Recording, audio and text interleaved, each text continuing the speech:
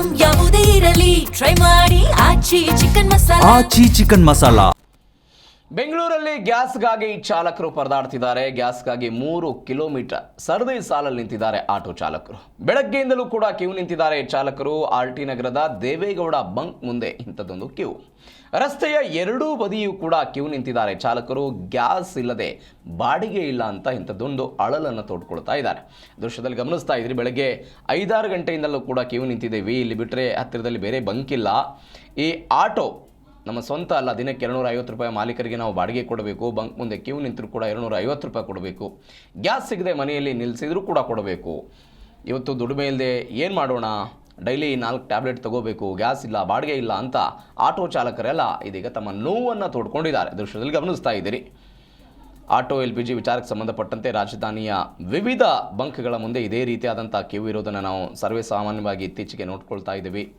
Because ಇಂಥದ್ದೊಂದು ಸಮಸ್ಯೆ ಇದೀಗ ಶುರುವಾಗಿದೆ. 3-4 ಗಂಟೆ ಅಂದರೆ 3-4 ಕಿಲೋಮೀಟರ್ಗಳ ದೂರದ ಅಣತೆಯಲ್ಲಿ ಇವರು ಕ್ಯೂವನ್ನು ಹಚ್ತಾ ಇರೋದು.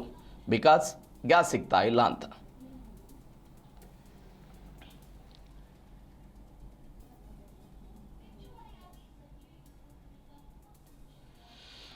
ಅವರು ಹೇಳ್ತಾ ಇರೋದು, ಈಗ ಕೆಲವೊಂದಿಷ್ಟು ಜನ ಆಟೋವನ್ನು ಖರೀದಿ ಮಾಡಿರ್ತಾರೆ, ಸ್ವಂತದ್ದೇ ಆಟೋ ಇರುತ್ತೆ. ಆದರೆ ಕೆಲವೊಂದಿಷ್ಟು ಜನ ಆಟೋಗಳನ್ನು ಬಾಡಿಗೆ ತೆಗೆದುಕೊಂಡು ಬಂದು ಓಡಿಸ್ತಾರೆ. ಅವರಿಗೆ ಪ್ರತಿದಿನವೂ ಕೂಡ 250-300 ರೂಪಾಯಿ ಬಾಡಿಗೆಯನ್ನು ಕೊಟ್ಟು ಅದರಲ್ಲಿ ದುಡಿಮೆ ಮಾಡಬೇಕು. ಈಗ ಅವ್ರು ಹೇಳ್ತಾ ಇರೋದು, ನಾವು ಆಟೋವನ್ನು ಬಾಡಿಗೆ ಕೊಟ್ಟು ತೆಗೆದುಕೊಂಡು ಬಂದಿರ್ತೀವಿ, 250 ರೂಪಾಯಿ ಕೊಡಬೇಕು ಅವರಿಗೆ. ನಾವು ಆ ಆಟೋವನ್ನು ತೆಗೆದುಕೊಂಡು ಬಂದ ನಂತರ ದುಡಿಮೆ ಮಾಡದೇ ಇರಲಿ, LPG ಅಂದರೆ ಈ ಗ್ಯಾಸ್ಗಾಗಿ ಕ್ಯೂ ಹಚ್ಚಲಿ ಅಥವಾ ಮನೆ ಮುಂದೆ ನಿಲ್ಲಿಸಲಿ, ಏನೇ ಮಾಡಿದರೂ ಕೂಡ 250 ರೂಪಾಯಿ ಕೊಡಬೇಕು. ಆದರೆ ಗ್ಯಾಸ್ಗಾಗಿನೇ ಕಿಲೋಮೀಟರ್ ಗಟ್ಟಲೆ ಈ ರೀತಿಯಾಗಿ ಸರದಿ ಸಾಲಲ್ಲಿ ನಿಂತುಬಿಟ್ರೆ ದುಡಿಮೆ ಮಾಡೋದು ಹೆಂಗೆ ಎನ್ನುವಂಥ ಪ್ರಶ್ನೆಯನ್ನು ಸಹಜವಾಗಿ ಆಟೋ ಚಾಲಕರು ಕೇಳ್ತಾ ಇದ್ದಾರೆ. ಇಂತಹದ್ದೊಂದು ಸಮಸ್ಯೆ. ಇತ್ತೀಚೆಗೆ ಸರ್ಕಾರದ ವಿರುದ್ಧ ಅವರೆಲ್ಲ ಆಕ್ರೋಶವನ್ನು ಹೊರಹಾಕಿದ್ದಾರೆ. ಸರ್ಕಾರ ಇದ್ರ ಬಗ್ಗೆ ಗಮನ ಹರಿಸಬೇಕಂತೆಲ್ಲ ಹೇಳಿದ್ದಾರೆ.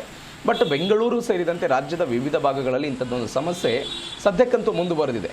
ಅನೇಕ ಕಡೆಗಳಲ್ಲಿ ಸ್ಟಾಕ್ ಇಲ್ಲ ಅನ್ನುವಂಥದ್ದು, ಅನೇಕ ಕಡೆಗಳಲ್ಲಿ ರೇಟ್ ವೇರಿಯೇಷನ್ ಆಗಿದೆ ಅನ್ನುವಂಥ ಆರೋಪಗಳಿದೆ. ಇವೆಲ್ಲದರ ನಡುವೆ ಬೆಂಗಳೂರಿನ ಆರ್ಟಿ ನಗರದ ದೇವೇಗೌಡ ಪೆಟ್ರೋಲ್ ಬಂಕ್ ಬಳಿ ಇಂಥದ್ದೊಂದು ಸರದಿ ಸಾಲನ್ನು ನೋಡ್ತಾ ಇದ್ದೀರಿ.